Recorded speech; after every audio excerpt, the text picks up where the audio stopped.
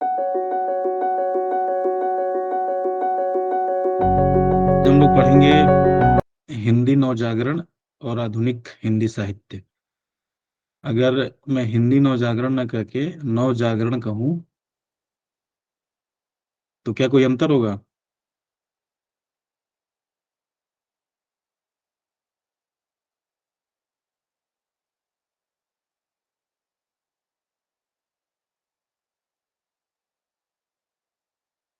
आप लोग पढ़ के आए नवजागरण आज?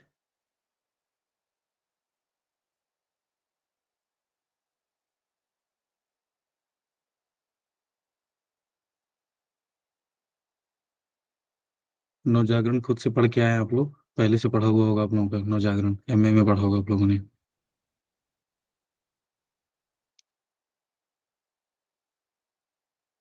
आप लोग प्रवचन सुनने हैं क्लास में?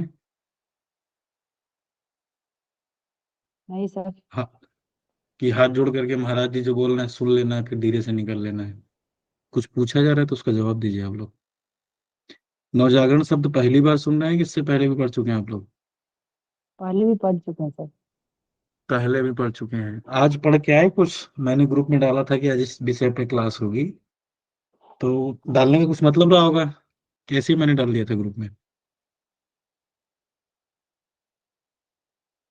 मतलब ये था कि आप लोग थोड़ा खुद से भी पढ़ के आए, ताकि क्लास में जब चीजें बताई जाए तो आप लोग उससे जुड़ पाए तुरंत। कितने लोग नहीं पढ़ के आए, ऐसे ही आ गए क्लास में? मैंने सर पढ़ के नहीं आया सर। हम्म।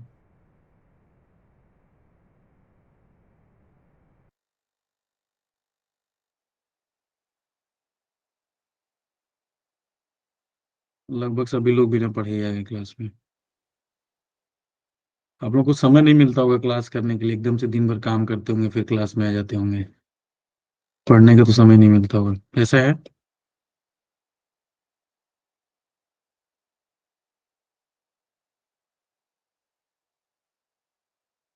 ऐसा नहीं है सर। नहीं सर, फिर समय कैसा है? निकाल लेते हैं सर। समय निकाल लेते हैं। तो चलिए आप लोग नवजागरण के बारे में बताइए कि नवजागरण क्या होता है, ताकि मुझे पता चले कि मुझे शुरू कहाँ से करना है। आप लोगों को कितना पता है नवजागरण के बारे में? क्योंकि पेपर वन वाले में तो रहता है कि नहीं पढ़ा है सर, नहीं पढ़ाया गया कभी, मैं समझता हूँ।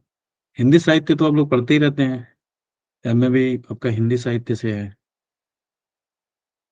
तो एमए के स्टूडेंट को नवजागरण के बारे में ठीक ठाक समझदारी होनी चाहिए मुझे लगता है।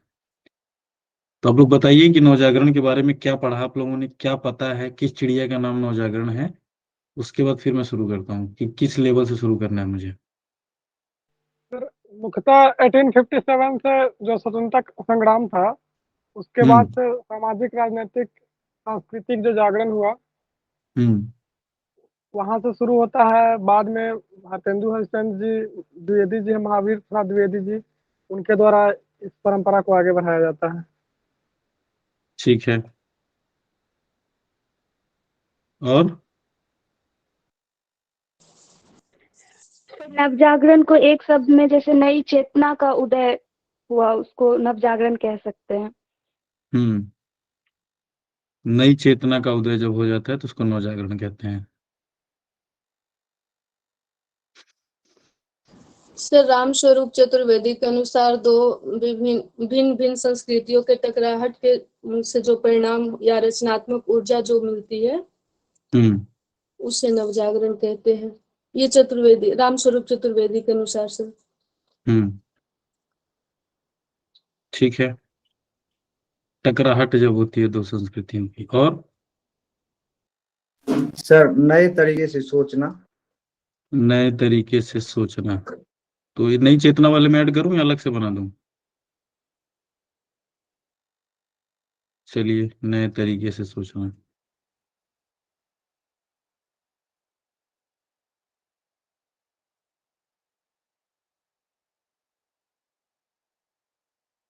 और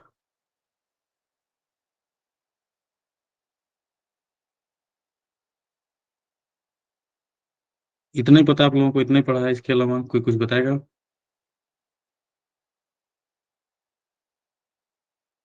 इसके अलावा कुछ नहीं पढ़ा आप लोगों ने नवजागरण के बारे में? सर नवजागरण के कारण ही भारत में देश प्रेम और समाज सुधार की भावना ने जन्म लिया, और जगह जगह आंदोलन की मांग करने लगे लोग। ठीक है, नवजागरण के कारण देश प्रेम, समाज सुधार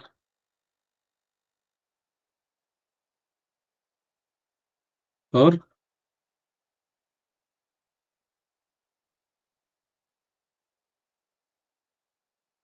और सर नवजागरण ये काल आप में कह रहे थे लोगों कि में सोचने नवजागरण, समझने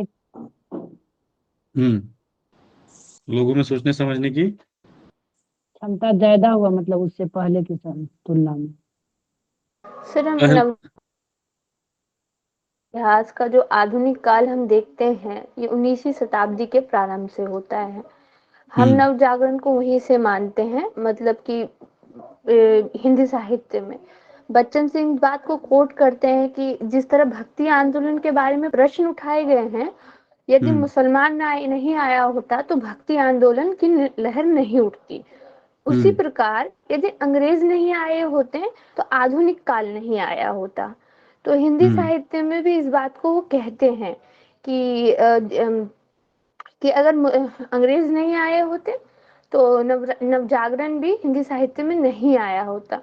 नवजागरण इस प्रकार से हम इसे कह भी सकते हैं कि जैसे नवजागरण में उस प्रकार का लिटरेचर लिखा गया, क्योंकि हम्म हमारा देश उस वक्त गुलामी में था, तो उस तरह का लिटरेचर लिखा गया जिससे हम देशभक्ति को बढ़ावा दे। उससे पहले के लिटरेचर देखते हैं हम, रीतिकाल को देख लीजिए, भक्ति या आदिकाल को देख लीजिए, तो वो डिफरेंट है। नवजागरण में आपको देश की जो भावना है, भक्ति भावना है देश के को लेके, उसकी बात करता है वो। हम्म पराधीनता से मुक्ति का साहित्य और राष्ट्र प्रेम या भक्ति भावना, देश प्रेम। ठीक है। नवजागरण में गांधी जी और सी राजगोपालाचारी जी के प्रयासों से हिंदी को उसमें मुख्य संपर्क भाषा के रूप में लाया गया, हम्म इसलिए उसमें हिंदी का महत्व बढ़ गया। बाद में उसको रामविलास शर्मा ने भी अपने पुस्तक में कोट किया है हिंदी को। हम्म सर नवजागरण में पुरानी कुरीतियों को हटाया गया और नए नियम बनाए गए, जैसे बाल विवाह और सती प्रथा जैसे। समाज सुधार में लिख लेते हैं इसको। जी। हम्म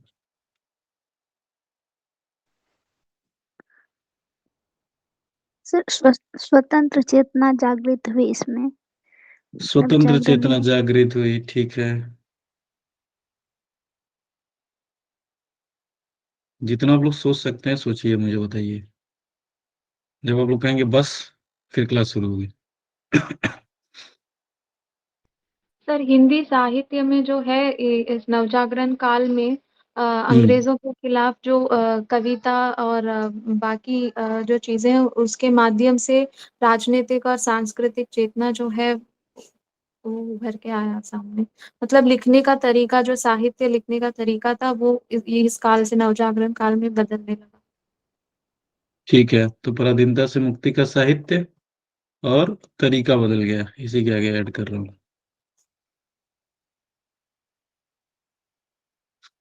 शायद तरीका इस काल में विधवा विवाह और समाज सुधार वाले में दहेज सब आ गया, प्रथा। सती प्रथा, हाँ बाल विवाह, जी विधवा विवाह, जी। सारी सर चीजें आ गई। नवजागरण में 1857 का विद्रोह भी हुआ था। हम्म आ गया, वो वाला पॉइंट आ गया इसमें।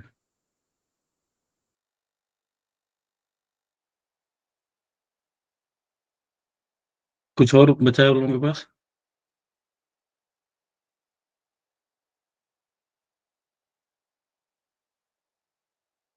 नवजागरण न सिर्फ हिंदी साहित्य में बल्कि इतिहास के विषय में भी बहुत ही उलझा हुआ विषय रहा है। नवजागरण को लेकर के स्टूडेंट में ही नहीं बल्कि विद्वानों में भी कई सारे मतभेद रहे हैं।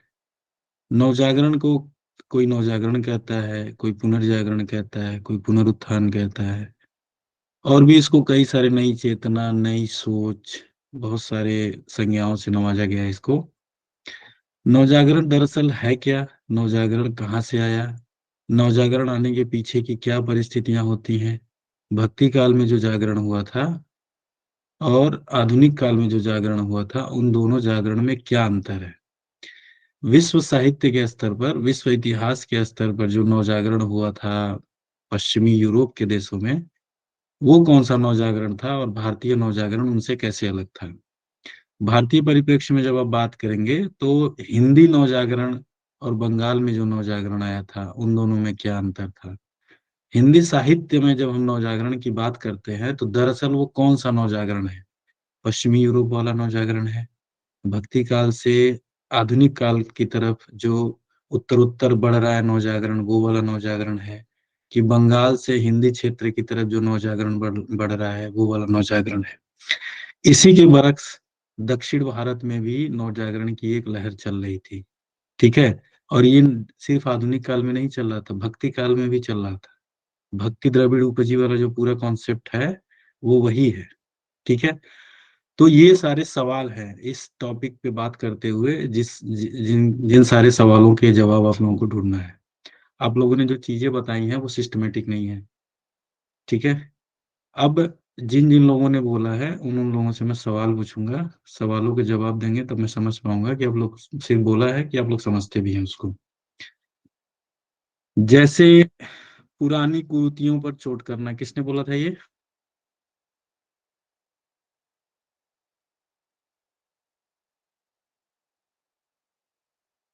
भूल गए आप लोग किसने बोला था? सर चलिए मैं मान लेते हैं सबने बोला था। कुरीतियों पे चोट आधुनिक काल में है कि भक्ति काल में भी है? सर भक्ति में भक्ति भी काल है। में भी है भक्ति सर। काल में भी कबीर में सर देखने को भक्ति मिलता काल में भी है। नई चेतना की जो बात की गई है कि नई चेतना का युग है, नए तरीके से सोचने की बात है, तो ये नया तरीका सिर्फ नवजागरण में चल रहा है कि इससे पहले भी सोचा गया है नए तरीके से, या नई चेतना की बात की गई है? की गई है इससे पहले भी, भक्ति काल में ही की गई है। नए तरीके से सोचना, नई चेतना की बात करना भक्ति काल में भी खूब हुआ है। आप लोगों ने मुझे कल बताया था कि भक्ति काल आप लोगों ने पढ़ लिया है। ठीक है। भक्ति काल से नवजागरण का सीधा सीधा संबंध है। अगर आपने भक्ति काल पढ़ लिया है, इसलिए मैंने आज नवजागरण शुरू किया। अगर आप लोग भक्ति काल नहीं पढ़ते तो शायद मैं भक्ति काल शुरू करता। आप लोगों ने बताया था कि आदि काल का कुछ कुछ पढ़ लिया है, भक्ति काल पूरा पढ़ लिया है, रीति काल नहीं पढ़ा है और आधुनिक काल छूटा हुआ है। तो हिंदी साहित्य में जो सबसे इम्पोर्टेंट दो टॉपिक हैं, जिनको दरअसल दो नहीं मैं एक ही टॉपिक मानता हूँ, वो है भक्ति काल और दूसरा है नवजागरण। ये दो कॉन्सेप्ट जिसके क्लियर हैं, वो हिंदी साहित्य उसके लिए चुटकियों का खेल है। उसको कोई भी कविता समझनी हो, कहानी समझनी हो, व्याख्या करनी हो, कुछ भी करना हो, बहुत आसानी होती है समझने में। अगर ये दो कॉन्सेप्ट क्लियर नहीं है तो फिर आपको दिक्कत आएगी, फिर आप बोलेंगे तो, लेकिन वो क्लियर नहीं होंगी चीजें, अब क्योंकि आपको खुद ही क्लियर नहीं है वो। तो इसको आज थोड़ा सुलझे हुए में डिटेल में पढ़े नवजागरण, पढ़ना चाहेंगे आप लोग? जी जी सर। सर। यस ठीक सर। है, तो शुरू करते हैं। अब आप लोग तैयार हो जाइए कॉपी पेन लेके। टेबल फॉर्म में बताऊंगा मैं सारी चीजें, जिससे आपको पूरी कहानी क्लियर हो जाएगी, विश्व इतिहास से लेकर के बंगाल और हिंदी नवजागरण, ये सारी चीजें। ये जो आप लोगों का क्लास में आने का टाइम है ना, पता नहीं क्यों ऐसा है, मैं समझ नहीं पा रहा हूँ। हिंदी साहित्य के स्टूडेंट कुछ ज्यादा ही गंभीर नहीं है परीक्षा को लेकर के, मैं देख रहा हूँ। इस पे आप लोग कुछ कीजिए, ये ठीक नहीं है जो आप लोग कर रहे हैं। 10 मिनट वेट करने तक क्लास में, अगर 20 लोग हैं तो 20 लोग तो आइए समय पे कम से कम। अब जो लोग अभी जुड़े हैं, अभी पूरी कहानी गायब हो गई उनकी, जो कि बेसिक थी।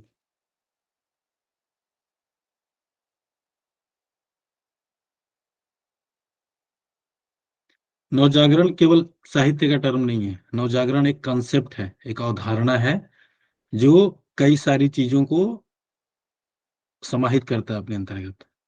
मैं हमेशा कहता हूं कि साहित्य के जो स्टूडेंट होते हैं वो सबसे ज्यादा समझदार माने जाते हैं बाकी अनुशासन में। क्यों माने जाते हैं उसको आप लोग समझिए। क्योंकि साहित्य पढ़ते हुए आपको इतिहास भी पढ़ना होता है। ठीक है। आपको भूगोल भी पढ़ना होता है, ज्योग्राफी भी पढ़ना होता है, आपको दर्शन शास्त्र पढ़ना होता है, फिलोसॉफी।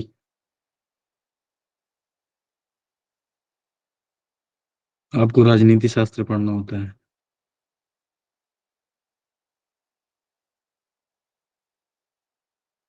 और आपको पढ़ना होता है मनोविज्ञान, साइकोलॉजी।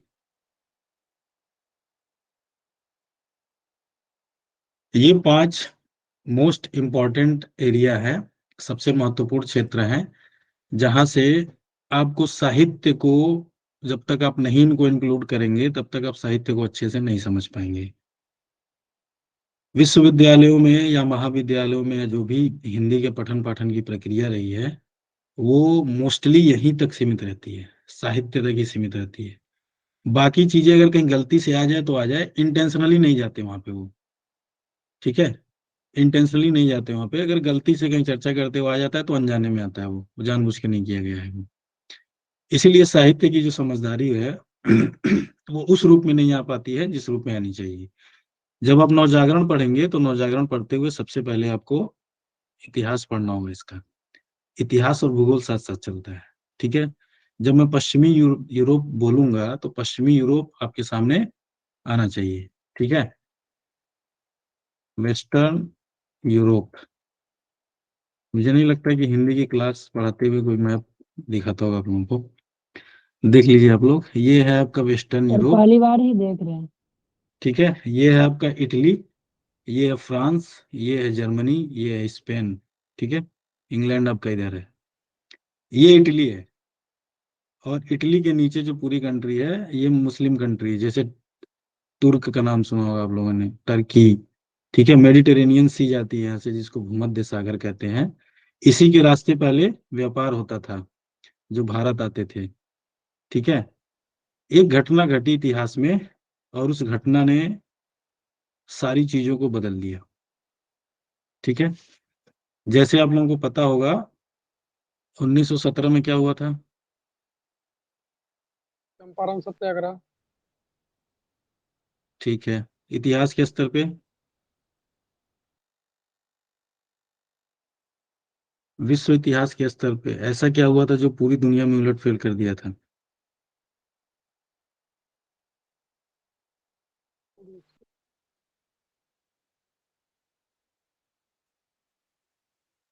नहीं पता आप लोगों को? शायद रूसी क्रांति भी हुई थी सर। शायद।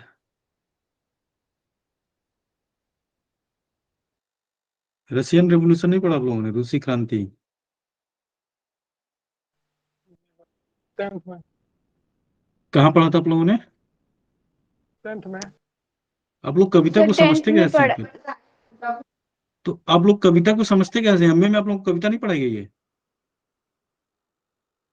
प्रगतिवाद नहीं पढ़ाया गया, प्रयोगवाद नहीं पढ़ाया गया है, मार्क्सवाद नहीं पढ़ाया गया है, निराला की जूही की कली, निराला की और भी बहुत सारी रचनाएं हैं जो प्रगतिवाद, मार्क्सवाद से सीधे सीधे प्रभावित है। प्रगतिवाद, मार्क्सवाद को रूस की क्रांति के बिना पढ़ा जा सकता है? भारत में जो आंदोलन हो रहे थे 1917 के बाद, वो 1917 में ऐसा क्या हुआ जिसका जिक्र प्रेमचंद भी करते हैं अपने उपन्यासों में। किसान बैठ के सम्मेलन कर रहे हैं कि अरे रूस में एक जगह है दुनिया में जहां मजदूरों ने क्रांति कर दिया है, और उस क्रांति का इतना व्यापक असर है कि भारत में भी अब क्रांतियां होने लगी है। देखिए, विश्व इतिहास का, विश्व में जो घटना घटती है उसका भारत पर सीधा असर पड़ता है। अभी जो विश्व में घटनाएं घट रही हैं, यूक्रेन का जो वार चल रहा है, उससे भारत का असर पड़ रहा है नहीं पड़ रहा है? अगर खाड़ी के देशों में युद्ध होता है तो भारत पे उसका सीधा असर पड़ता है। भारत ही नहीं, विश्व के सभी देशों पे पूरा असर पड़ता है। अगर आप लोग विश्व की घटनाओं को नहीं समझेंगे तो साहित्य कैसे समझेंगे आप लोग? क्योंकि जो चीजें विश्व में होती हैं फिर वो भारत में धीरे धीरे आती हैं। अस्तित्ववाद जो आप लोग पढ़ते हैं सार्त्र को, वो अस्तित्ववाद और जो पाश्चात्य में अस्तित्ववाद है उसमें कितना गैप है आप लोग समझ पाएंगे। महिला विमर्श पढ़ते हैं, दलित विमर्श पढ़ते हैं, तो कुछ घटनाएं ऐसी होती हैं जो समाज में पूरा उथल पुथल ला देती हैं। उसमें से एक घटना थी 1453 में कुस्तुनतुनिया का पतन। नाम सुना आप लोगों ने?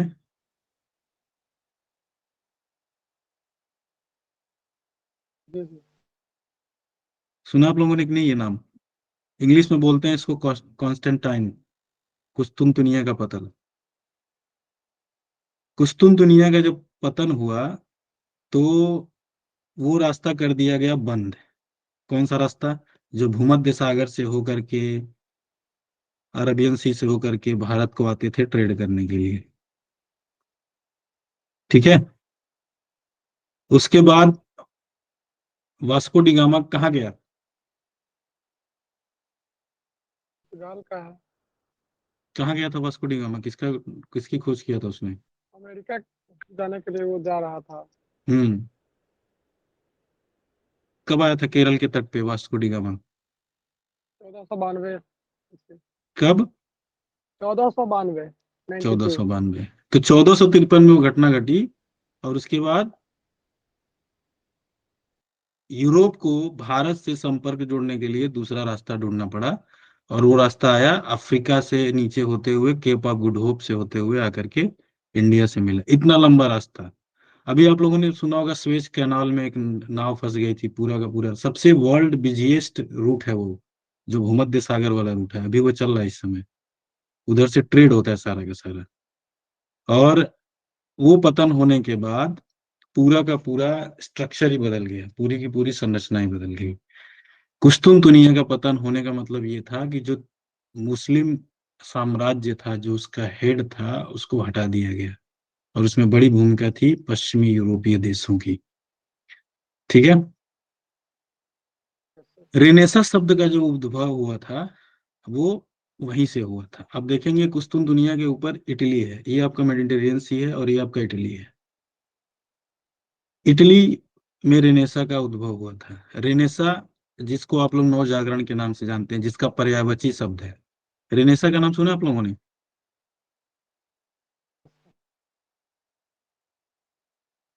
नहीं सुना सर। रेनेसा को ही पर्यायवाची शब्द है नवजागरण। रिनेसांस बोलते हैं इसको, इसका स्पेलिंग ऐसे होता है। रेनेसा का ही पर्यायवाची शब्द है, जिसको हिंदी में लिखा गया था नवजागरण।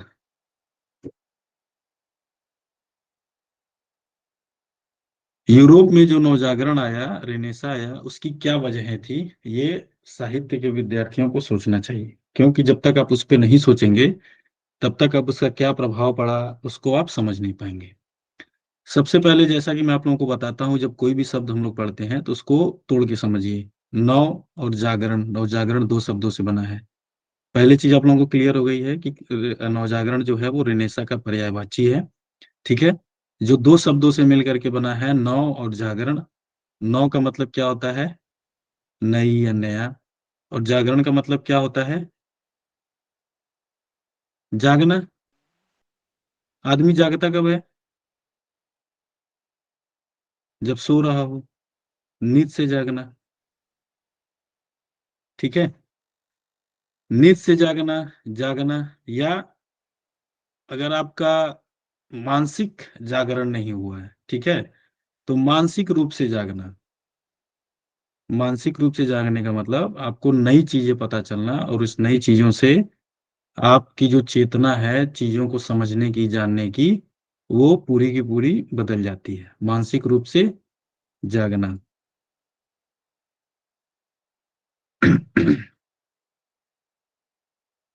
जब मनुष्य अपने सामाजिक परिवेश में, जिस समाज में वो रहता है, जिस युग और परिस्थितियों में रहता है वो, और उनसे जो मानसिक रूढ़ियों में जो जकड़ी हुई चीजें हैं, उनसे स्वतंत्र होना चाहता है।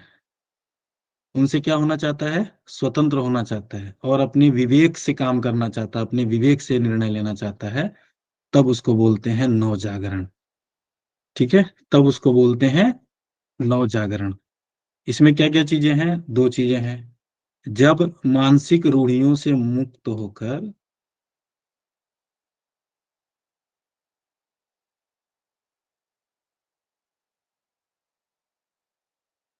मानसिक रूढ़ियों से मुक्त होकर आप अपने विवेक से निर्णय लेने लगते हैं। अपने विवेक से निर्णय लेने लगते हैं। ठीक है। अब मानसिक रूढ़ियां क्या है? मानसिक रूढ़ियां उस समय के समाज में थी चर्च, धर्म। क्या थी? चर्च, धर्म था। धार्मिक पुजारियों का चर्च का इतना वर्चस्व था कि व्यक्ति कुछ सोच ही नहीं पाता था। आप लोगों को पता ही होगा, केपलर ने जो ग्रह का नियम दिया था, उसने पहली बार बोला कि धरती चक्कर लगाती है सूर्य का। उसके पहले लोगों को पता था कि सूर्य चक्कर लगाता है धरती का, और इसी बात पे उसको उम्र कैद दे दिया, जिसमें वो मर गया वो। ठीक है। तो धर्म का, चर्च का इतना वर्चस्व था कि कोई अपने विवेक से निर्णय ले ही नहीं पाता था। धर्म सर्वसुलभ था कि कुछ लोगों के अधिकार में था? कुछ लोगों के अधिकार में। कुछ लोगों के अधिकार में था, जिसकी व्याख्या वो लोग अपने हिसाब से करते थे। ठीक है। तो रेनेसा का मतलब उस समय के समाज में ये था, इटली, फ्रांस, जर्मनी में, कि जब धर्म का, चर्च का प्रभुत्व जब खत्म हो गया और लोगों के अंदर अपने अधिकारों को लेकर के भावना जगी। ठीक है। जैसे फ्रांस में आंदोलन हुए और वहां पे लोगों ने धर्म की सत्ता को मानने से मना कर दिया। इटली में आंदोलन हुए, उन लोगों ने मना कर दिया धर्म की सत्ता को मानने की। जर्मनी में आंदोलन हुए, उन लोगों ने मना कर दिया। जो आपके फंडामेंटल राइट्स में भ्रातृत्व की भावना है, समानता की भावना है, समता की भावना है, ये वहां के संविधान से लिया गया है। ठीक है। वहां की चीजों को, मौलिक अधिकारों की बात होने लगी। और ये मौलिक अधिकार, जब आप अपने अधिकारों की बात करते हैं, जब आप अपने विवेक की बात करते हैं, कब? जब एक समय में सिर्फ चर्च की बात होती थी, धर्म की बात होती थी, वही डिफाइन करता था क्या होता। राजा के ऊपर भी चर्च का पादरी होता था। अगर चर्च के पादरी ने कह दिया है, फादर ने कह दिया, तो राजा की भी औकात नहीं थी कि कुछ बोल दे। ठीक है। तो एक समय में जब आप धार्मिक नजरिए से चीजों को देख रहे थे, उसके बाद एकदम से इस तरह की परिस्थितियां हुई या इस तरह के परिवर्तन हुए, जिससे लोगों ने आंदोलन शुरू किया और एक नई चेतना, एक नया सोच लेकर के आए, जिसमें व्यक्ति की बात होने लगी, जिसमें उसके अधिकारों की बात होने लगी, जिसमें तर्क की बात होने लगी। तो उस पूरे परिवेश को कहा गया नव जागरण। ठीक है। यूरोप में या पाश्चात्य जो साहित्य है, वहां पे एक डार्क एज हुआ करता है, जिसको बोलते हैं अंधा युग। ठीक है।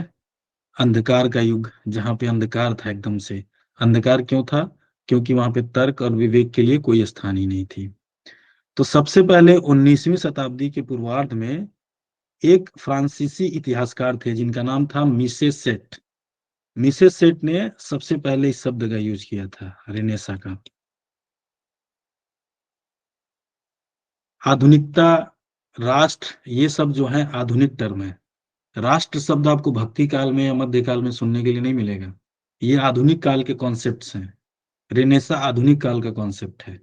इसके विशेषताएं, इसके लक्षण भले ही पहले से रहे हों, लेकिन इसकी जो शब्दावली गढ़ी गई, जो रेनेसा शब्द बनाया गया, ये आधुनिक कॉन्सेप्ट है। अब आप लोग समझिए कि नवजागरण का क्या स्वरूप था उस समय के समाज में।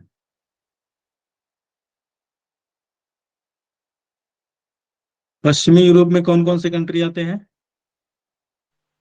इंग्लैंड, आयरलैंड, हम्म फ्रांस, हम्म पुर्तगाल, स्पेन। मोस्टली जिनका रेनेसा से संबंध है, उसमें इटली है, जो मैंने कंट्री आपको दिखाया, फ्रांस है, जर्मनी है, ब्रिटेन तो रहेगा ही रहेगा।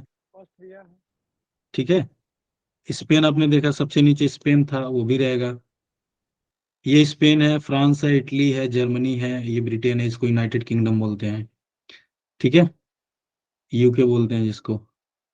ये सारे कंट्रीज थे। और जो पुनर्जागरण की शुरुआत हुई, जो नव जागरण की शुरुआत हुई, वो इटली से हुई। इटली से होकर के फ्रांस, जर्मनी, इन सारे देशों में इसकी चेतना फैली। और फिर वहां से एक नए सोच की उत्पत्ति हुई, नए सोच की बातें होने लगी, जिसमें किन बातों पे जोर दिया गया था? जिनमें धर्म की बात तर्क, होगी अधिकार, कि तर्क की बात होगी? तर्क। ठीक है, जिसमें आस्था की बात होगी या तर्क की बात होगी? तर्क की बात होगी। जिसमें ईश्वर की बात होगी या मानव की बात होगी? मानव केंद्र में आ जाएगा। ठीक है, आप देखेंगे कि जो आधुनिक काल की शुरुआत होती है, हमारा जो मध्यकाल रहा है और विश्व स्तर पर जो मध्यकाल रहा है, उन दोनों में अंतर है। हमारे मध्यकाल को अंधकार युग कहा जाता है कि नहीं कहा जाता है? Yes sir. नहीं कहा जाता है। भारतीय मध्यकाल और एक पश्चिमी मध्यकाल। क्योंकि हमारे मध्यकाल से पहले भक्ति आंदोलन कब हुआ था? पूर्व मध्यकाल या उत्तर मध्यकाल? पूर्व मध्यकाल में। पूर्व मध्यकाल में हुआ था। तो हमारे स्टार्टिंग में ही भक्ति आंदोलन जैसे चीजें हो रही थी, जिसको लोक जागरण बोला है लोगों ने। रामविलास शर्मा ने, मैनेजर पांडे ने, जिसको लोक जागरण बोला है। तो वो लोक जागरण जो था, मतलब हमारे यहाँ जगे हुए थे पहले से। ठीक है, आ रहे थे। लेकिन जो पश्चिमी मध्यकाल था, वहां लोग अंधकार में डूबे हुए थे। ठीक है, तो इसलिए पश्चिम में इसको पुनर्जागरण शब्द ज्यादा सुटेबल तरीके से यूज किया जाता है, और भारत में नव जागरण शब्द यूज किया जाता है। जो आपके सिलेबस में नव जागरण लिखा हुआ है, वो इसीलिए लिखा हुआ है। जब इतिहास की किताब पढ़ेंगे आप लोग, तो उसमें पुनर्जागरण शब्द भी रहेगा।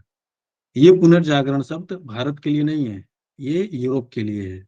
नव जागरण का मतलब ये है कि नए तरीके से जागना। ऐसा नहीं कि हम सोए हुए थे, हम पहले भी जगे हुए थे, लेकिन तब हमारे केंद्र में ईश्वर था, तब हमारे केंद्र में सामंती व्यवस्था थी। नए तरीके से जागे हैं, तो इसमें हमारे जो है ज्ञान विज्ञान आ गई है। ठीक है, एक बार मुसलमानों से टकराहट हुई तो उस समय भी जगे थे, फिर ब्रिटिश से टकराहट हुई तो इस समय भी हम जगे हुए हैं।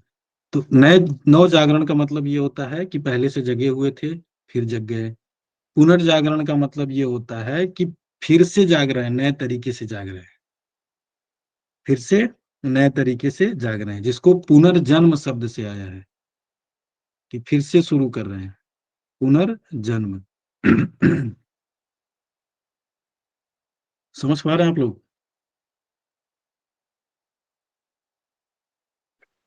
जो जी बातें सर। मैं जी सर।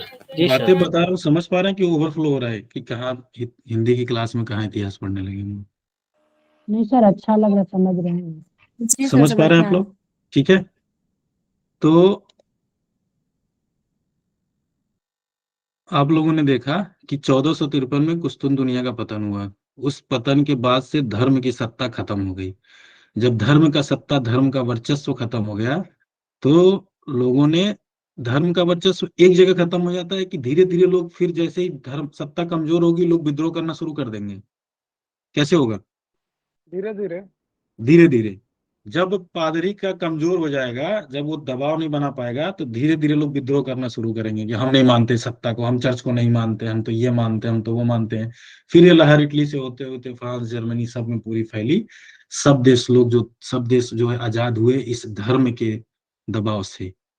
भारत में जो नव जागरण आया, वो भारत स्वाधीन नहीं था, भारत किसी धर्म का गुलाम नहीं था। भारत बल्कि उपनिवेश था, ब्रिटेन का गुलाम था वो।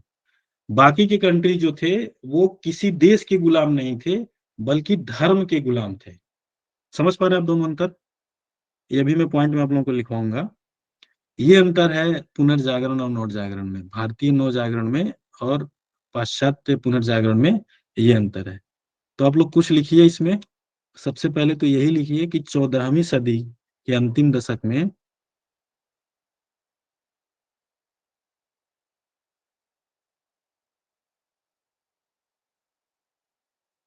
14वीं सदी का अंतिम दशक कब होगा? 1453 के पहले कि उसके बाद? पहले। ठीक है, तो इसमें क्या हुआ था, देसी भाषाएं जो थी, इसमें साहित्य रचा जाने लगा। अगर साहित्य के पॉइंट ऑफ व्यू से देखें तो देसी भाषाओं में साहित्य लिखा जाने लगा।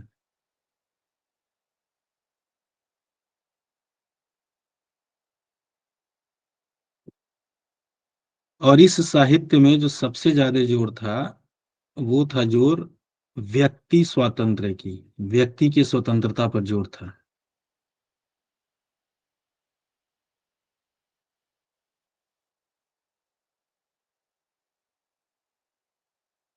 ठीक है।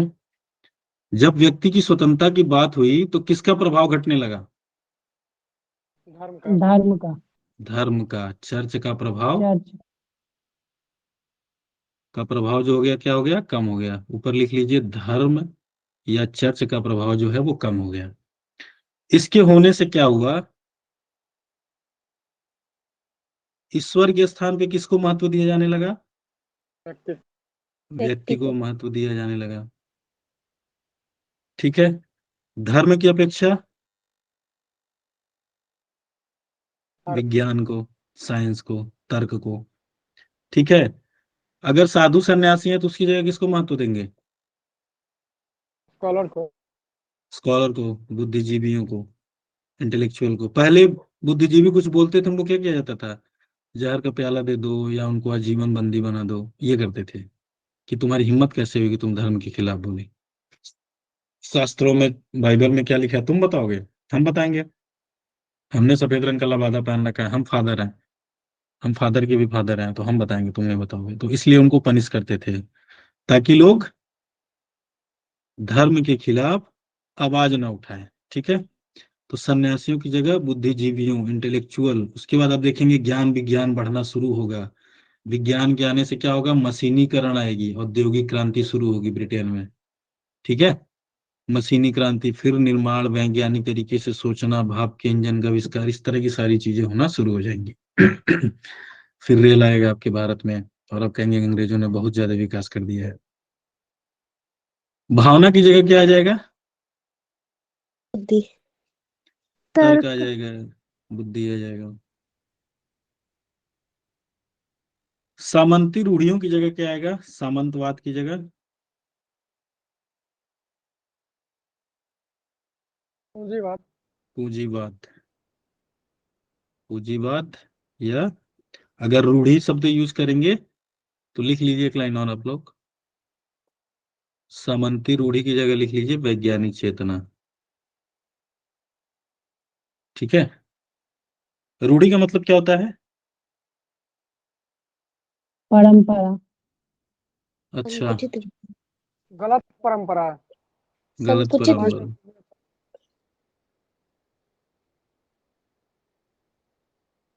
वैज्ञानिक चेतना। तो ये सारे परिवर्तन हुए थे।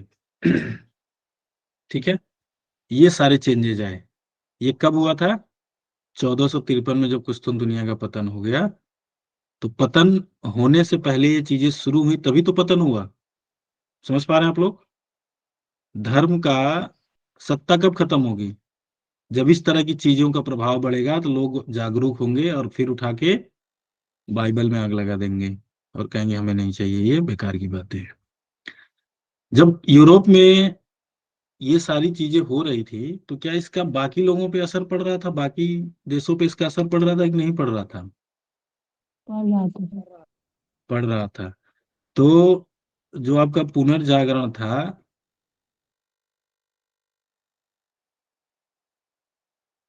उसमें क्या क्या चीजें आती हैं? अगर पुनर्जागरण में देखा जाए, पुनर्जागरण का प्रभाव या पुनर्जागरण में क्या क्या चीजें हुई वो समझिए। अभी मैं आप लोगों को नव जागरण नहीं बता रहा हूँ, पुनर्जागरण बता रहा हूँ। कहाँ का? विश्व इतिहास का। यूरोप में क्या हुआ था और फिर अब देखेंगे इसका भारत पे क्या प्रभाव पड़ा। क्योंकि आपका हिंदी साहित्य जो है, पूरा का पूरा आपका हिंदी साहित्य, अधिकांश चीजें वो इंग्लिश साहित्य में होती हैं, फिर हिंदी में वो आती है। ठीक है। जिसको अब न्यू क्रिटिसिज्म कहते हैं इंग्लिश साहित्य में, वही हिंदी में आपकी नई समीक्षा है। कहानी का पूरा स्ट्रक्चर, अगर हम जो यहाँ की बेसिक चीजें उसको छोड़ दें, जो क्राइटेरिया बनाए गए, मानदंड बनाए गए, उनमें उनका बहुत बड़ा रोल है या उनसे कहीं ना कहीं प्रभावित है। ठीक है। तो जहां से जो प्रभावित होता है, जब तक आप उस चीज को नहीं समझेंगे तब तक आप ये वाली चीज नहीं समझ पाएंगे। तो पुनर्जागरण का प्रभाव सबसे पहला यही हुआ कि औद्योगिक क्रांति की शुरुआत हुई। औद्योगिक क्रांति की एक टर्म है। अगर औद्योगिक क्रांति की बात की जाती है तो इसमें क्या क्या चीजें शामिल होती हैं? टेक्नोलॉजी, मशीन, ठीक है, ये फैक्ट्री। सारी चीजें आएंगी जिससे धर्म, कला, दर्शन, साहित्य और विज्ञान के एक नए युग में आप प्रवेश करेंगे। ठीक है, क्योंकि औद्योगिक क्रांति होने के बाद, कोई भी क्रांति होने के बाद, चीजों को देखने, जानने, समझने का जो पूरा नजरिया होता है वो बदल जाता है। उसके बाद क्या होगा? जब औद्योगिक उद्योग धंधों का विकास होगा, गांव से लोग किधर जाएंगे? शहरों की तरफ जाएंगे। उद्योग गांव में बसता है कि शहरों में बसता है? शहर में। शहर में। शहरों में बसता है। सबसे ज्यादा सामंती समाज कहाँ पे है, गांव में कि शहरों में? शहर में। गांव में। शहर कौन बोला है? शहरों मैंने में तो जा गांव बोला। शहरों में जातिवाद ज्यादा है कि गांव में? गांव में गांव में सर। ही है। गांव में है सर। गांव में है। कहाँ पे ज्यादा ऊंच नीच, महिलाओं को घूंघट कहाँ पे लेना पड़ता है, शहर में कि गांव गांव में? में। गांव में। गांव में। गांव गांव में। में। गाँव में सर। तो जब गांव के लोग शहरों की तरफ जाएंगे तो जो गांव में सामंती सामाजिक व्यवस्था थी, जहाँ पे किसान जमींदारों के अधीन था, उनका शोषण होता था, तो वो रहेगा कि वो सामंती व्यवस्था टूट जाएगी? टूट जाएगी सर। टूट जाएगी। गोबर क्यों चला गया शहर में, होरी गांव में ही रह गया? व्यवस्था को तोड़ने के लिए सर। बेड़ियों को तोड़कर आगे बढ़ने का प्रयास किया। बेड़ियों को तोड़ के आगे बढ़ने का प्रयास किया था। ठीक है, तो सामंती समाज में जो ये सारी चीजें होती हैं उसका विघटन हो जाएगा। पुनर्जागरण में सामंतवाद के लिए कोई जगह नहीं है, सामंती समाज का विघटन होगा। इटली में, फ्रांस में सामंतों को पीट पीट के मार दिया लोगों ने, जो पोप के अधीन थे, जो पादरियों को पैसा पहुंचाते थे और वहीं से नियम कानून बनवाते थे। जनता ने उनको एक एक सामंतों को उठा के निपटा दिया, किनारे कर दिया। जो रशियन रेवोल्यूशन में किया था मजदूरों ने जमींदारों के साथ, रसिया में। आप लोगों ने पढ़ा नहीं तो आप लोग उस तरीके से चीजों को महसूस नहीं कर पा रहे। मुझे लग रहा है आप लोग महसूस कर पा रहे हैं जो मैं कहना चाह रहा हूँ। पा रहा है। महसूस कर पा रहे हैं जो मैं जोड़ रहा हूँ रशियन रेवोल्यूशन से? दृश्य आपके सामने खड़ा हो रहा है, क्रांति वाला। Yes sir. ठीक है, बढ़िया। और क्या होगा इसमें? जो धर्म बिगड़ा हुआ था, धर्म का रूप, उसमें सुधार होगा कि नहीं होगा? सुधार होगा। समाज सुधार होगा। जो चर्च के पादरियों ने जो समाज को बता रखा था कि ये नहीं करना है, वो नहीं करना है, अब लोग तर्क की कसौटी पे कसेंगे। इंटेलेक्चुअल्स को अब महत्व दिया जाने लगा है, तो इंटेलेक्चुअल्स नया नया ज्ञान देंगे और समाज सुधार होगा। इसमें बहुत सारी चीजें आपको भारतीय नवजागरण में भी दिखेंगी। उसकी जड़ें कहाँ है? यहाँ पे है। जिसने ये समझ लिया वो उसको सिर्फ समझेगा नहीं, बल्कि विश्लेषण करेगा कि रामविलास शर्मा ये क्यों कह रहे हैं, मैनेजर पांडे ये क्यों कह रहे हैं, शंभूनाथ ये क्यों कह रहे हैं। ठीक है, रामस्वरूप चतुर्वेदी ने ये क्यों लिखा है, क्योंकि ये लोग वहीं से लिख रहे हैं सब पढ़ के। यहाँ की परिस्थितियों को, वहां के जो प्रभाव पड़ा हुआ है उसका विश्लेषण करके लिख रहे हैं। मैंने आप लोगों को क्या बताया है? कागज लेखी कि आखिन देखी? आखिर देखिए। आखिन देखी। आँखों में। साहित्य और इतिहास में आखिन देखी के करीब कौन सा होता है?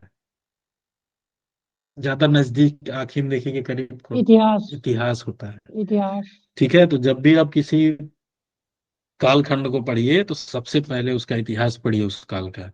जैसे 1936 का अगर आप पढ़ रहे हैं, छायावाद का दौर, तो सबसे पहले पढ़िए कि छायावाद के दौर में विश्व स्तर पे क्या हो रहा था, 1936 के दौर में भारत में क्या हो रहा था। तब जाके आपको रोमांटिसिज्म समझ में आएगा, जिसको आप स्वच्छंदतावाद कहते हैं। ये रोमांटिसिज्म वही रोमांटिसिज्म है जो ब्रिटेन में रोमांटिक कवि लिख रहे थे वहां पे। ठीक है, तब जाके आप जोड़ पाएंगे उसको और तब समझ में आएगा कि ये किसकी छाया पड़ रही है। जो बाबा कह रहे हैं कि छाया पड़ रही है, छाया पड़ रही है, तो कौन सी छाया पड़ रही है और छाया कहाँ पड़ रही है? तो आप सिर्फ उसको रटेंगे कि उसका मूल्यांकन कर पाएंगे, उसका विश्लेषण कर पाएंगे। ठीक है, तब आप नामवर सिंह, मैनेजर पांडे और इन तमाम लोगों को आंख बंद करके नहीं पढ़ेंगे। पढ़ते हुए कहेंगे कि सर जी आपसे ये छूट गया है, ये भी लिखना था आपको, देखो इतिहास में लिखा हुआ है, आपका ध्यान नहीं गया उधर। क्यों नहीं गया? क्योंकि आपने मार्क्सवादी चश्मे से देखा, या इससे देखा, या उससे देखा। ठीक है। रिसर्च स्कॉलर का काम आलोचक को देख के साष्टांग प्रणाम नहीं कर लेना है। हिंदी साहित्य के या किसी भी समाज को, किसी भी व्यक्ति को बर्बाद करना हो तो उसके अंदर पूजा भाव हो जाए, बस वो पूजा करने लगे, जैसे देखे दिखे तुरंत अगरबत्ती निकाल के पूजा कर दे उसका, तो वही सबसे ज्यादा बर्बाद करने वाले लोग होते हैं। कबीर को सबसे ज्यादा कबीरपंथियों ने बर्बाद किया, अम्बेडकर को सबसे ज्यादा अम्बेडकरवादियों ने बर्बाद किया, जो सिर्फ फोटो लगा के पूजा करते हैं, ना कि ये समझते हैं कि उन्होंने क्या बोला है, क्या कहा है, उनकी वैचारिक समझ क्या थी और वो क्या चाहते थे। ठीक है। तो पूजा भाव से देखना है। नामवर सिंह है, बाप रे, नामवर सिंह है, साष्टांग प्रणाम कर लो। इनको कोई कैसे कुछ कह सकता है? तो बहुत बड़े हैं। नामवर से बड़ो है कौन, मोसो कौन छोटो, नामवर से खरो है कौन, मोसो कौन खोटो। याद आ रहा है किसकी भक्ति भावना थी ये? राम सो बड़ो है कौन, मोसो कौन छोटो, राम सो खरो है कौन, मोसो कौन खोटो। कौन सी भक्ति है ये? दास्य भाव की भक्ति है, सखा भाव की भक्ति है। भक्ति काल में पढ़ा होगा आप लोगों ने। दस्य भाव की। ये तो आप लोग देखिएगा कौन सी है। इस वाले भाव में नहीं जाना है, इस भाव में जाना है कि नामवर सिंह भी एक इंसान है, और इंसान होने की पहली शर्त है कि वो गलती करता हो, इनसे भी गलती हो सकती है। एक रिसर्च स्कॉलर होने के नाते आपका दायित्व है कि अब आज के जमाने में आप जो देख रहे हैं वो आप नामवर सिंह से बहुत आगे हैं। तो आप नामवर सिंह, मैनेजर पांडे, या जितने भी लोग हैं, ठीक है, उनसे आगे बढ़िए और उनकी चीजों को क्वेश्चन मार्क करना सीखिए। ऐसी शिक्षा जो आपको चिंतन करना ना सिखाए और क्वेश्चन मार्क करना ना सिखाए, सवालिया निशान लगाना ना सिखाए, उस शिक्षा का कोई मतलब नहीं है। शिक्षक किसका दूध है और क्या करना सिखाती है? शिक्षा व शेरनी का दूध है। शेरनी का दूध है जो दहाड़ना सिखाती है। दहाड़ना सिखाती है। ठीक है। तो सामने नामवर सिंह और मैनेजर पांडे दहाड़िए। दहाड़ेंगे कब? जब आपके पास शिक्षा रहेगी, जब आप समझेंगे कि नामवर सिंह कहाँ से लिख रहे हैं, आचार्य रामचंद्र शुक्ल कहाँ से लिख रहे हैं, ठीक है, तब जाके आप दहाड़ना शुरू करेंगे। नहीं तो फिर रटेंगे बैठ के, अच्छा अच्छा ये था, ये था, ये था, ये था, रट लो रट लो। फिर उससे काम नहीं चलेगा। अभी जब ये पूरा आप पढ़ेंगे ओवरऑल विश्व साहित्य, फिर पढ़ेंगे आप हिंदी साहित्य, उसके बाद से आपको समझ में आएगा कि भारतेंदु हरिश्चंद्र ये वाली किताब ही क्यों लिख रहे थे, ये वाली किताब ही क्यों लिख रहे थे, इस तरह के नाटक ही क्यों लिख रहे थे, कौन कौन सा नाटक लिखा, कब कब ईयर में लिखा, आपको ये भी याद हो जाएगा। क्योंकि आपको पता है कि अच्छा ये घटना उस समय हुई थी तो उस समय यही लिखा होगा, ये वाला लिखेगा। तो फिर आप रटेंगे नहीं बना करके, एक दो तीन चार पांच, पांच रचनाएं लिखी हैं, पांचों का पहला शब्द ले लो और एक कहानी बना दो और रट लो, ईयर रट लो। नेट की परीक्षा में वही जाके मारना है। फिर आप उसका सीक्वेंस आपको ऐसे ही पता चल जाएगा कि अच्छा पहले ये लिखा होगा, फिर ये लिखा होगा, फिर ये लिखा होगा, गेस कर लेंगे आप। एक दो बार पढ़ेंगे तो अच्छे से सीक्वेंस आपको पता चल जाएगा। अब समझ पा रहे हैं? कोई भी चीज सबसे पहले शुरू होती है कॉन्सेप्ट से। आपको कॉन्सेप्ट से फैक्ट की तरफ बढ़ना है। जब आप कॉन्सेप्ट से फैक्ट की तरफ, कॉन्सेप्ट का मतलब आपकी जो बुनियादी समझ होती है कि कोई चीज क्यों है, कैसे है, जब आपकी बुनियादी समझ बनेगी किसी चीज को लेकर के, और उसके बाद आप तथ्यों की तरफ बढ़ेंगे, तो आप सिर्फ ये नहीं पढ़ेंगे कि ये तथ्य क्या है, रटेंगे, ये तथ्य ही क्यों आया, आपको ये भी सवाल का जवाब पता होगा। ये ही क्यों लिखा गया, आपको ये भी सवाल का जवाब पता होगा। रामविलास शर्मा उसको हिंदी जाति की अवधारणा क्यों कहते हैं, नवजागरण को, आपको ये भी पता होगा। फिर मैनेजर पांडे जो बोलते हैं कि लोक जागरण जो भक्ति काल में चल रहा था उसी का विकास नवजागरण में हो रहा है, तो ऐसा क्यों बोल रहे हैं? प्रोफेसर वीर भारत तलवार जब बोलेंगे नवजागरण पे, जो रस्सा कसी में उन्होंने लिखा हुआ है पूरा का पूरा, तो आप समझ पाएंगे कि ये लोग क्यों इस तरीके से चीजों को लिख रहे हैं।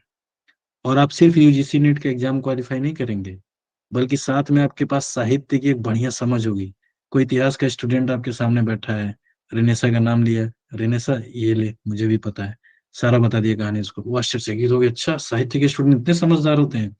अब कहेंगे भाई बहुत समझदार होते हैं, तू तो बस इतिहास ही पढ़ा, हमने फिलोसॉफी भी पढ़ा हुआ है। बताऊं दर्शन कि ये धर्म का क्यों चल रहा था उस समय, वहां पे पादरी कैसे समाज में वर्चस्व फैला रहे थे, कला में क्या क्या परिवर्तन हो रहे थे, बताऊं? फिर वो कहेगा नहीं भाई बहुत समझदार हो, रहने दो, छोड़ो। इस वाले भाव में पढ़ेंगे तो मजा आएगा आपको। बाकी स्ट्रीम के स्टूडेंट से बात करेंगे तो आपको मजा आएगा बात करके उनसे, उनको भी मजा आएगा, अच्छा अच्छा। और नहीं तो कहेगा यार मिला था किसी से, उसको तो कुछ बस वही हिंदी ही आती है, उसके अलावा कुछ नहीं आती उसको। ठीक है। और वो हिंदी कैसी आएगी? रट्टी वाली आएगी, क्योंकि हिंदी आती ही इधर से है। हिंदी के जितने लोग हैं ना, वो अच्छे पढ़े लिखे लोग हैं। रामविलास शर्मा ने जो लिखा हुआ है नवजागरण पे, सबसे अच्छा काम उन्हीं का माना जाता है। अंग्रेजी के स्टूडेंट थे वो, पता है कि नहीं आप लोगों को? अंग्रेजी साहित्य के स्टूडेंट थे। कितने लोगों को नहीं पता ये?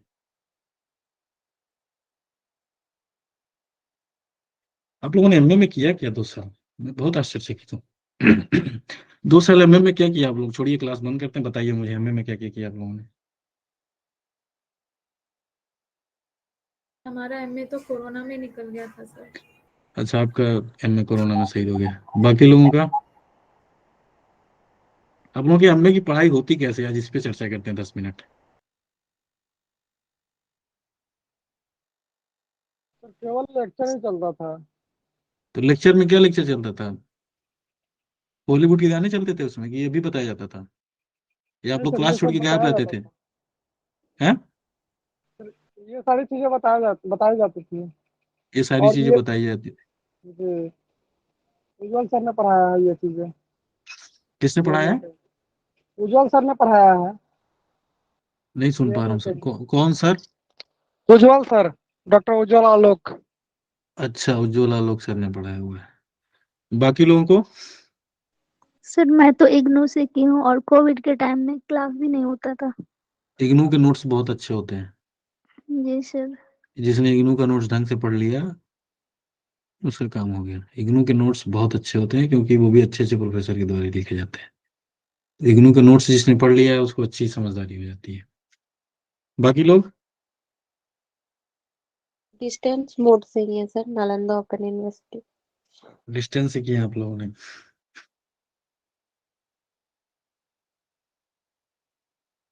ठीक है, कोई दिक्कत वाली बात नहीं, तभी तो आप इस क्लास में आए हैं। उसके बाद क्या शुरू होता है? प्रेस। प्रेस का आविष्कार, प्रेस का उदय। प्रेस का उदय क्यों हुआ था? प्रचार प्रसार के लिए। प्रचार प्रसार के प्रचार लिए। प्रसार के पहले लिए। धार्मिक पुस्तकें इससे छापी जाती थी, बाइबल वाइबल छापा जाता था। और उसके बाद गैर धार्मिक पुस्तकें, विचार प्रधान, इस तरह की चीजें जाने लगी। तो पुनर्जागरण का किनसे प्रभावित हुआ और उसका क्या क्या प्रभाव पड़ा, अगर कोई बिंदु पूछे तो सबसे पहले बताएंगे औद्योगिक क्रांति। उसके बाद समांती समाज का विघटन, धर्म सुधार, समाज सुधार भी जिसमें आता है। ठीक है। जब समाज सुधार होगा तो साहित्य के क्षेत्र में परिवर्तन आएगा कि नहीं आएगा? आएगा सर। ठीक है, तो साहित्य के क्षेत्र में परिवर्तन अगर आप अलग से पॉइंट बनाना चाहें तो बना सकते हैं। इसको चौथा पॉइंट कर लीजिए। प्रेस का उदय, प्रेस में जो क्रांतिकारी भूमिका निभाई, वो भी सारी चीजें। तो 5 पॉइंट आपको बताना है बस। इसी में सब कुछ आ जाएगा, इसी में आपको पूरा नंबर मिल जाएगा। अगर पूछेगा, अगर विकल्प में दे दे क्वेश्चन में, तो ऐसे ही कर सकते हैं। आगे बढ़े, हो गए यहाँ तक? जी सर।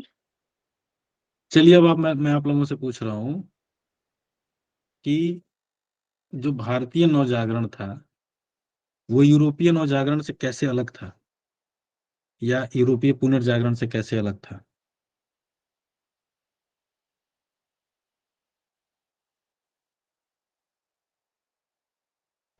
सर जो पाश्चात्य नवजागरण पुनर्जागरण था, हम्म। उसमें विरोध धर्म का किया जा रहा था, धर्म का विरोध किया जा रहा था, सामंतों का विरोध किया जा रहा था। हम्म। जबकि भारतीय नवजागरण में अंग्रेजी सत्ता का विरोध किया जा रहा था। ठीक है, बहुत बढ़िया। और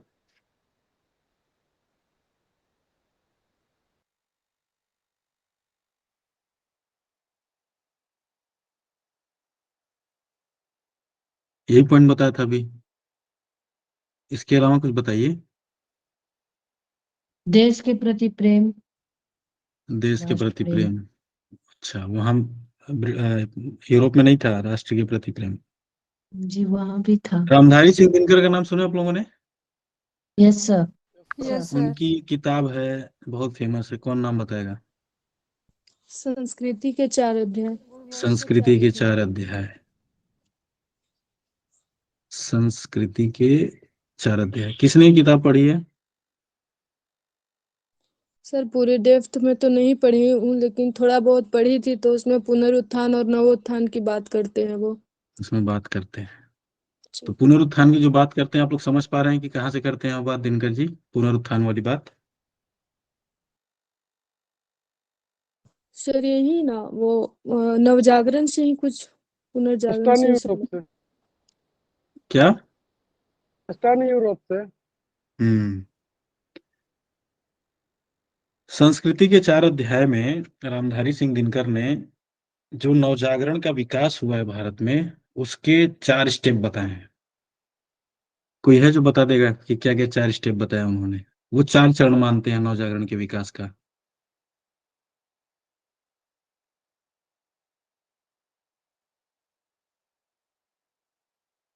जैसे मैं बोलता हूँ कि भारत में 2 बड़ी क्रांतियां हुई, या 2 बड़ी चीजें हिंदी साहित्य में, जिसको आपको अच्छे से पढ़ना होगा तभी आपको पूरा हिंदी साहित्य समझ में आएगा। एक भक्ति काल, दूसरा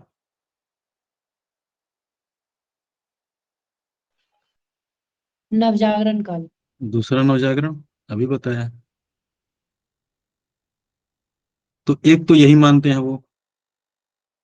एक भक्ति वाला आंदोलन जो है उसको भी मानते हैं वो। इसके अलावा उन्होंने 2 आंदोलन और माने हैं, जिसका उनका मानना है कि उस समय भी नवजागरण की चेतना आई थी, उस समय भी लोग नए तरीके से जागे थे। कोई बताएगा कौन कौन से और थे? तो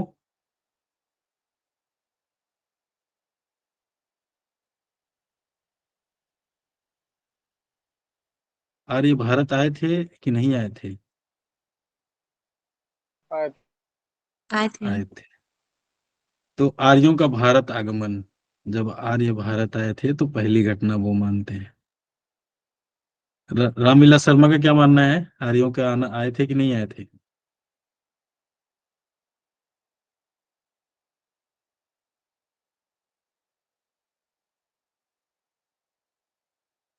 रामविलास शर्मा की कोई किताब नहीं पढ़ी आप लोगों ने नवजागरण पे? अच्छा, मैं नवजागरण पे रीडिंग बताऊं आप लोगों को क्या क्या पढ़ना है। नवजागरण पे कौन कौन सी किताब पढ़नी है आप लोगों को?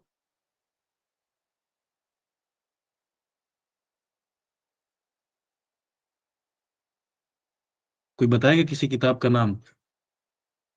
सत्येंद्र बाबू? संस्कृति के 4 अध्याय का ये चैप्टर, नवजागरण चैप्टर पढ़ सकते हैं। ठीक है। जो लिखा हुआ पहले वही बताएंगे। और इसके अलावा रामविलास शर्मा की किताब का नाम बताइए।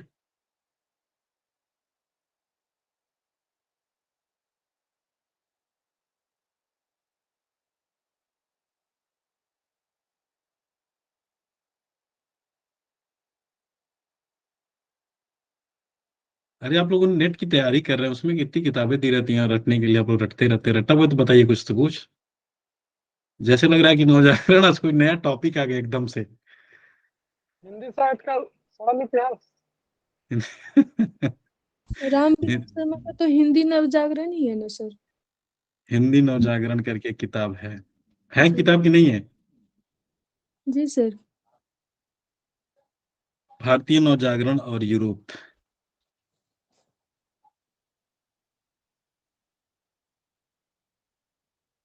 एक किताब तो ये है इनका।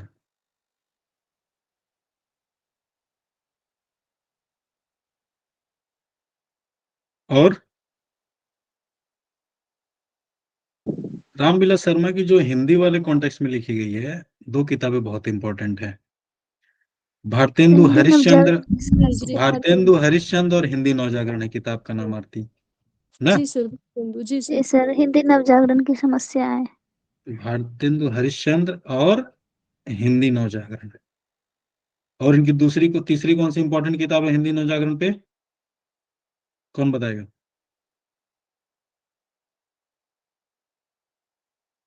महावीर प्रसाद द्विवेदी और हिंदी नवजागरण। आप लोग सच में पहली बार सुनने किताब का नाम नहीं पता आप लोगों को? ये 2 किताबें दोनों जोड़ के पढ़ेंगे तो आपको आधुनिक काल में कैसे इन लोगों ने रामविलास शर्मा का ये मानना था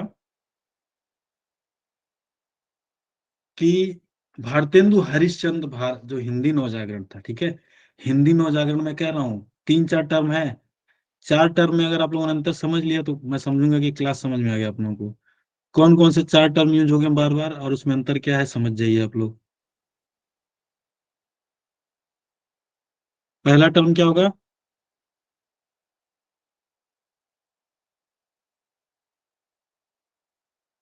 दूसरा क्या होगा? नवजागरण। नवजागरण। तीसरा क्या होगा? पुरानी- हिंदी नवजागरण। इस वाले नवजागरण को आप भारतीय नवजागरण कह सकते हैं। ठीक है, ये तीन हैं, तीनों में आप लोग कंफ्यूज मत होइएगा, कंफ्यूज आइएगा नहीं। भारतीय नवजागरण में सिर्फ हिंदी प्रदेश वाला ही नहीं आता है, बल्कि साउथ में जो हो रहा था, बंगाल में जो हो रहा था, वो सारा भी आता है। केरल में भी चल रहा था नवजागरण। भारत जो हिंदी नवजागरण है, ये इस मामले में अलग है कि यहाँ पे राष्ट्र चेतना हावी था। राष्ट्र चेतना। भारतेंदु किसकी बात कर रहे हैं? राष्ट्रहित की। राष्ट्र की बात कर रहे हैं। आवहु मिली सब रोवहु भारत भाई, हाँ हाँ भारत दुर्दशा ना देखिए। किसने बोला ये? भारतेंदु। भारतेंदु हरिचंद। भारतेंदु। और भारतेंदु का पूरा मंडल। इन्हीं इतने प्रभावशाली व्यक्तित्व था भारतेंदु का कि आधुनिक युग के पहले युग का नाम पड़ गया भारतेंदु युग। आधुनिक काल के पहले युग का नाम पड़ा भारतेंदु युग। भारतेंदु युग का व्यक्तित्व इतना जबरदस्त था कि कोई मना नहीं कर पाया। सबने कहा कि नहीं नहीं ठीक है। उसके बाद दूसरे जो व्यक्ति थे, महावीर प्रसाद द्विवेदी, जिस जिसके नाम पे द्विवेदी युग पड़ा। तो नवजागरण में इन दोनों युगों के, इन दो प्रतिनिधि व्यक्तियों का बहुत ज्यादा कंट्रीब्यूशन था। बाकी और लोग भी इनके साथ जो थे, भारतेंदु मंडल के सदस्य जो थे या द्विवेदी जी के अंडर में जो बाकी लोग थे, ये लोग भी बहुत ज्यादा काम कर रहे थे नवजागरण के स्तर पर, भाषा के स्तर पर।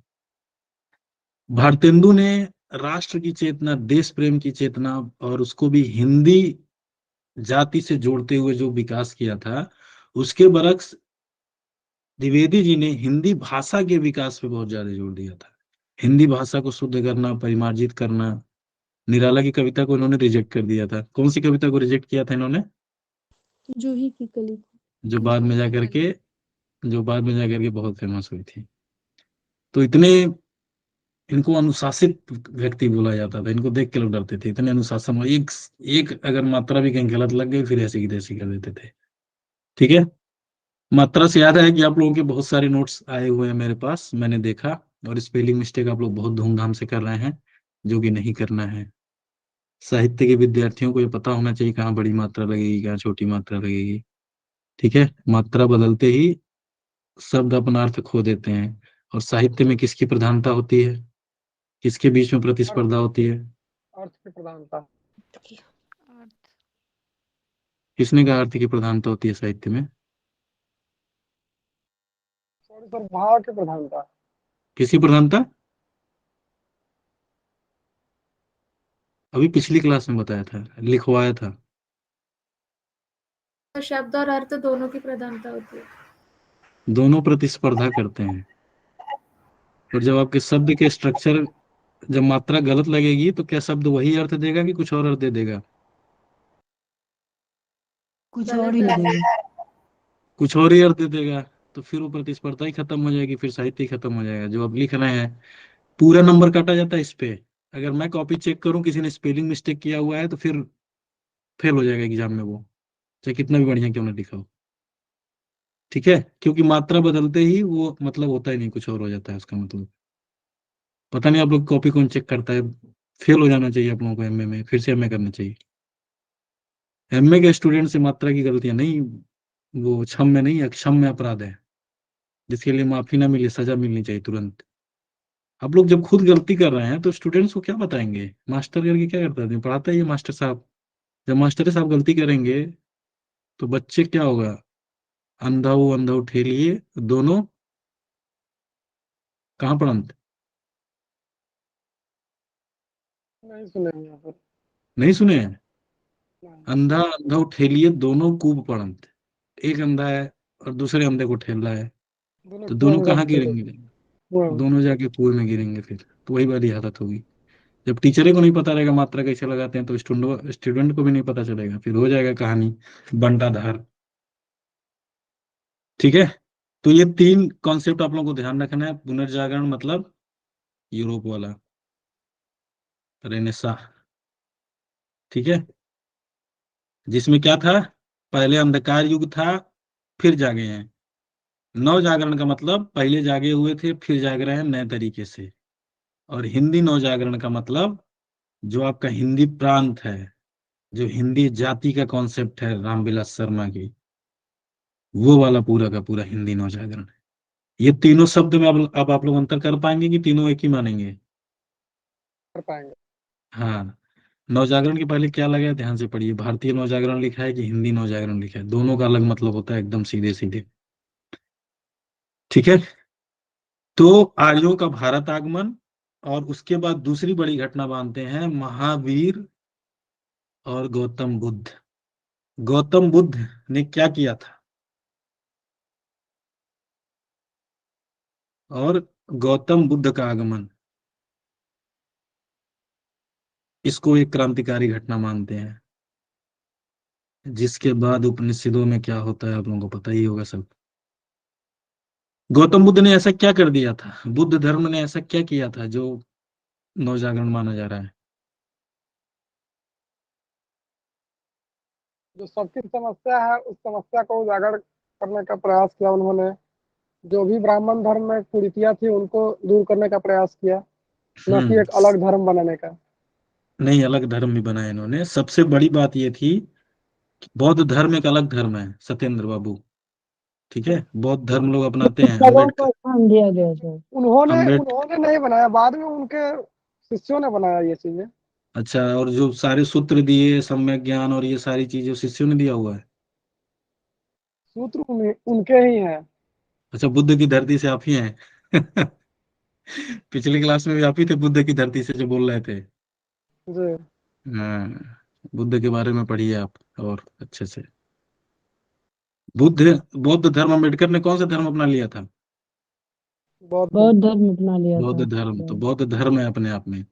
और बौद्ध धर्म ने जितना शास्त्रों पे चोट किया, कर्म कांड पे जितना चोट किया, ब्राह्मणवाद पे जितना चोट किया, उतना किसी ने नहीं किया।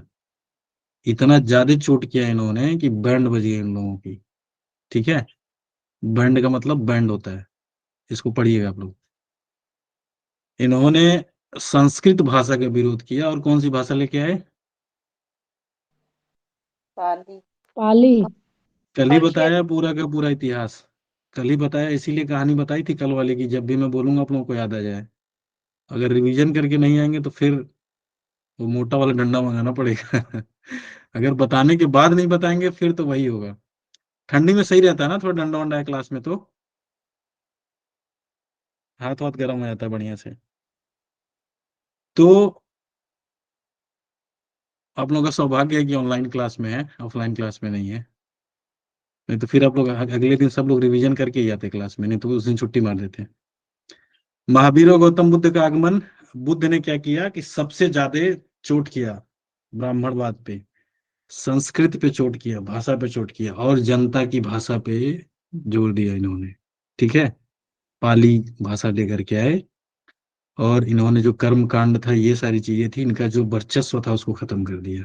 बुद्ध से बहुत ज्यादा घबराए हुए थे ब्राह्मण जो थे। ब्राह्मण का मतलब कौन ब्राह्मण? जो आज के ब्राह्मण है वो, या जो उस समय के जो ब्राह्मण थे, उस समय जिन्होंने कब्जा कर रखा था ज्ञान के, जिन्होंने ज्ञान पे अपना वर्चस्व बना के रखा हुआ था, जो कोई पढ़ नहीं पाता था। आज तो अब इंटरनेट पे कुछ भी पढ़ सकते हैं, वेद पढ़ सकते हैं, पुराण पढ़ सकते हैं। इसको इंटरनेट में लाने में कितनी मेहनत हुई, कितनी क्रांतियां और कितने आंदोलन हुई, ये सब आप लोगों को जानना चाहिए। तो ये 4 स्टेप माने जाते हैं। भारत नवजागरण, जो भारतीय नवजागरण है, वो उसको सिर्फ ब्रिटेन का प्रभाव नहीं माना जाता है, बल्कि उसके साथ ये माना जाता है कि भारत में नवजागरण की एक स्वतः स्फूर्त परंपरा पहले से ही आ रही थी। ठीक है। उस पे थोड़ा बहुत प्रभाव पड़ा, लेकिन वही कारण था भारत में नवजागरण आने का। इसको लोग नहीं स्वीकार करते हैं। हाँ, ब्रिटिश के आने से जो कैटलिस्ट का काम किया उन्होंने, जो प्रेरक का काम किया, वो उसको स्वीकार किया जाता है कि उसको आने के बाद जब गुलामी में लोग आए तब जाके उनके अंदर चेतना जागी कि हम कौन थे, क्या हो गए और क्या होंगे अभी। ठीक है, अंग्रेजों ने आकर के भारतीय ग्रामीण व्यवस्था आत्मनिर्भर थी, यहाँ पे अंग्रेजों ने आके उसको चौपट कर दिया पूरा का पूरा। अंग्रेज क्या करने आए थे भारत? व्यापार करने। व्यापार करने आए थे। व्यापार करने का मतलब क्या? सामान लेके आए थे बेचने, कि यहाँ इतना समृद्धि थी कि यहाँ का सामान इंग्लैंड में ले जाके 40 गुना, 50 गुना, 60 गुना रेट पे बेचते थे। यहीं का सामान ले जाके बेचते थे वहीं। ठीक है, तो व्यापार करने का मतलब आप लोग जैसे होता ना कि अभी व्यापार करने कहाँ जा रहे हैं, सूरत जा रहे हैं, यहाँ जा रहे हैं, लोग कमाने जाते थे वहां पे। ये क्या करते थे कि यहाँ के सामान को, इतना समृद्ध था भारत कि इतना समुद्र पार करके आते थे कि मतलब समुद्र में जो व्यक्ति जाता था उसके घर वाले उसका वो कर देते थे कि ये अब मर ही गया, ये मान के चलो। इतने साहसी होते थे अंग्रेज कि इतना दूर से समुद्र पे पार करके आते थे भारत में। और भारत के लोग अगर समुद्र में चले गए तो तुम्हारा धर्म भ्रष्ट हो जाएगा। पता ही नहीं आप लोगों को? जी पता सर, समुद्र पार नहीं जाना चाहिए। समुद्र पार करना मतलब ये धर्म जाति से निकाला